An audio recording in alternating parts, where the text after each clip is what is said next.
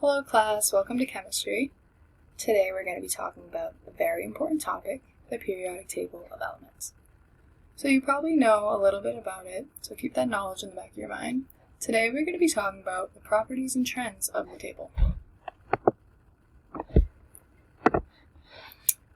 So this presentation is going to go over a warm-up about the periodic table. So as I mentioned, any knowledge you have, think about what you could know, and we're going to discuss that as a class. Next we'll move into the trends and properties, starting with the different blocks. We're going to talk about what these blocks mean, what elements are in them, and how you can identify that. Then we'll go on to valence shell electrons and how you can figure out how many valence shell electrons an atom has. Next we'll go to ionization energy and see how that trend works. And similarly, we're going to go into atomic sizes, which is another trend, and see how we can determine that by using the chart. So let's start with our warm-up. The question is, why do you think the periodic table has the elements set up the way it is? I'll pull up a periodic table now. So take a look and just think about what would you think makes it set up this way and why the elements are grouped this way.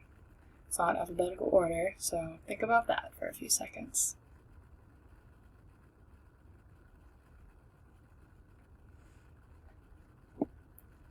The periodic table is set up this way so the elements are grouped together by similarities. This could be in properties or it helps identify trends, so it's easier to use the table as a tool when figuring out these things. So in this picture, it is easy to see that the blocks are highlighted in different colors. So we'll start with S block, which is highlighted in green, and as you can see, it consists of the two columns or groups on the left side. Then up in the right corner, we have helium all by itself. For the P group, it's highlighted in blue and takes up a big chunk of the right side of the periodic table.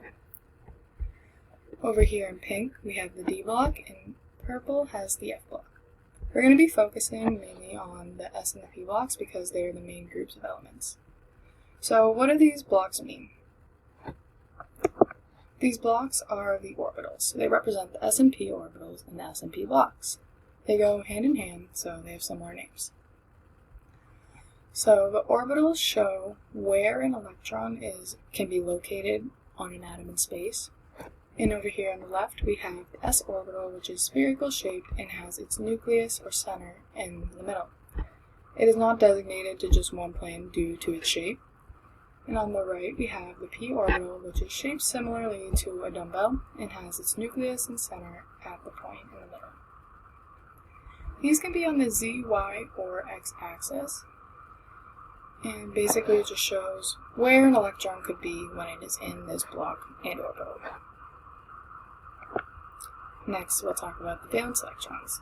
Valence electrons are the electrons located on the outermost shell, also known as the valence shell.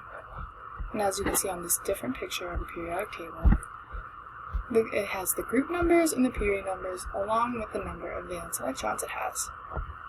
So you can tell from group 1 and 2, the valence electrons are the same.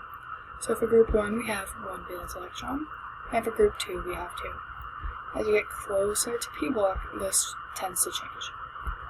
So for group 13, we have 3 valence electrons. For group 14, we have 4.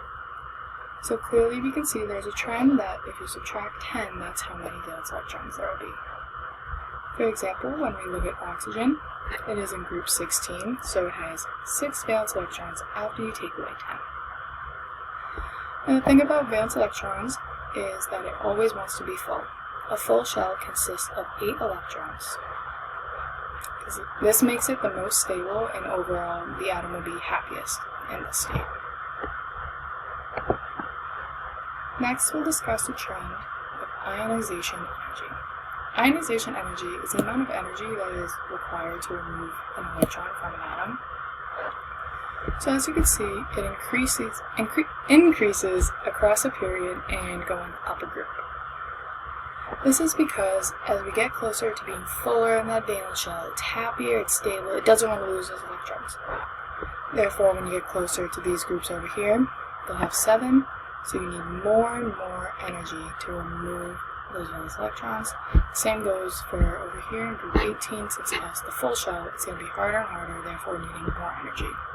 On the other hand, over here for groups 1 and 2, such as sodium, it has one valence electron, so it doesn't require that much energy to take away because it's not in its most stable and happy state. Now we have atomic size. The atomic size is the distance from the center or the nucleus to the outside, or the outer shell, also known as the valence shell. So this trend is different from the last, as the atomic size, also known as the radius, increases from right to left in a period and going down. This is because the more electrons in the valence shell causes a stronger pull to the nucleus. So as we look over here, we can look at fluorine. And fluorine is 7, so it has that really strong pull. Therefore, it pulls the electrons closer to the nucleus, causing a smaller size and smaller radius. When we look over here, we can look at potassium in group 1, since it has 1. The nucleus, it doesn't have a strong pull to it, so it's not as close as it could be, therefore making the size and the radius a lot smaller. So now that we've discussed the different groups, valence electrons, ionization energy, and atomic sizes, we're going to do a worksheet that'll give you elements, and you can tell me what block it belongs to, how many valence electrons it has, if it has a lot of ionization energy or not, or if it's big in atomic size or not. Thank you.